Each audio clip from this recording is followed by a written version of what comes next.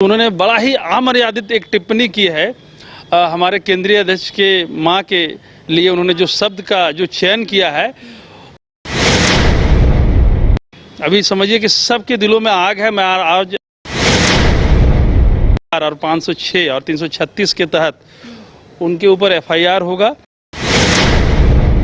हमारे साथ बातचीत करने के लिए जेएलकेएम के वरिष्ठ नेता सूरज जी मौजूद है। बातचीत करते हैं और इनसे जानते हैं कि जो आप लोगों का मुद्दा था, जिस तरीके से आप लोगों के सुप्रीमो जयराम महतो ने भी कहा था, नौकरी हो, 1932 हो, या फिर कई ऐसे मुद्दे हैं जिसको लेकर जेएलकेएम आने वाले समय में बढ़ चढ़कर हिस्सा लेगा। लेकिन अब कहीं ना कहीं आप लोगों का जो मुद्दा है वो आजसू टेक ओवर करने की कोशिश कर रहा है। हाल ही के दिनों में स्थापना दिवस हुआ, उसमें कई मुद्दों को लेकर, इसके साथ ही कार्य योजना भी आजसू जो है वो बना चुका है।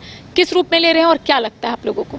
देखिए, जहाँ तक यहाँ के जनहित के मुद्दों की जो आपने कही टेक ओवर की बात, तो मेरा सवाल ये है कि राज्य निर्माण के 25 साल के बाद जो आजसू के सुप्रीमो हैं, वो डिप्टी सीएम रहे, वो सड़क एवं परिवहन मंत्री भी रहे यहाँ के, तो उस समय स्थानीयता कहाँ चली गई थी इनकी? दूसरा सवाल ये है कि आपका उस समय जनहित का मुद्दा और झारखंडियत कब काहे मर गया था, जब रघुवर दास के समय में 1985 को आधार मानते हुए यहाँ पर डोमिसाइल नीति बनाई गई थी।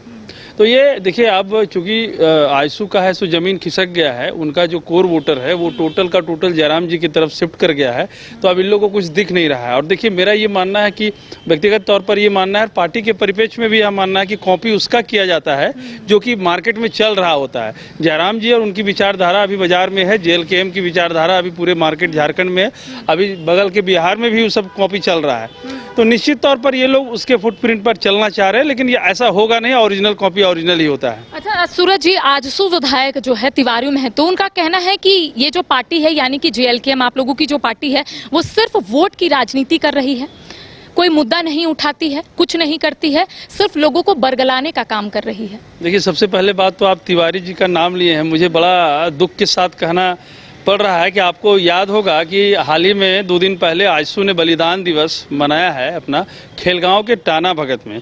मैं तिवारी जी पर बहुत ज़्यादा बोलना नहीं चाहता, क्योंकि देखिए ऐसे ओछे राजनीति करने वालों, आपको पता होगा, अगर कल आप सोशल मीडिया में चारों तरफ देख रहे होंगे, तो उन्होंने बड़ा ही अमर्यादित एक टिप्पणी की है हमारे केंद्रीय अध्यक्ष के मां के लिए। उन्होंने जो शब्द का जो चयन किया है, उससे पूरे झारखंड में अभी समझिए कि सबके दिलों में आग है। मैं आज, अब चूंकि आपने बात छेड़ दिया, तो मैं बता दूं कि कानूनविदों से हम लोगों ने जो मदद लेनी थी ली है। आईपीसी की धारा 504 और 506 और 336 के तहत उनके ऊपर एफआईआर होगा, और आईटी के सेक्शन 66C के तहत भी उनके ऊपर एफआईआर होगा। जिस तरह से उन्होंने छवि धूमिल करने की कोशिश की है, लोगों को उकसाया है, और जिस तरह से उन्होंने डिजिटल प्लेटफॉर्म पर किसी के छवि को गंदा करने की कोशिश की है, उसके विरुद्ध में हम लोग आज थाना भी जाएंगे, और आज शाम होते होते आपको जानकारी भी दे दी जाएगी कि उनके ऊपर एफआईआर रजिस्टर्ड हो गया। दूसरी बात, उन्होंने कहा कि लोगों को बरगलाने का काम कर रहे हैं। आपने, करिश्मा जी, आप तो शुरू से बायोस्कोप के माध्यम से हम लोगों के आंदोलन को आपने शुरू से कवरेज दिया है, और इसके लिए तहे दिल से आपकी पूरी टीम को धन्यवाद भी है। हम लोगों ने पूरे झारखंड निर्माण के बाद आज क्यों जरूरत पड़ा कि जयराम महतो को रोड में आना पड़ा, क्यों एक क्रांति की लहर रोड में आई? देखिए, जब आप किसी को अगर ओछपूर्ण भाव से एक बार देखेंगे, 2 बार देखेंगे, तो लोग बर्दाश्त करेगा, लेकिन हमेशा अगर आप देखेंगे तो फिर से वही बिरसा, फिर से वही निर्मल, फिर से वही बुद्धू भगत आएंगे, और उसी का उपज है जयराम महतो। मैं आपको एक इतिहास के थोड़े से मैं आपको पंक्तियों में लेके जाऊंगा। आपको पता होगा कि बिरसा का दौर अगर आप पढ़े होंगे, 1895 का दौर, 25 साल का लड़का 1875 में जो जन्म लिया, ये जो झारखंड आज हम लोग रांची में जहाँ खड़ा है, आज ये भगवान बिरसा का देन है। 1875 में उन जन्म के बाद जब वो सबसे पहले जब उनका एडमिशन हुआ, मतलब 1890 का वो दौर था, मिशनरी में, जर्मन मिशनरी में उन्होंने एडमिशन लिया।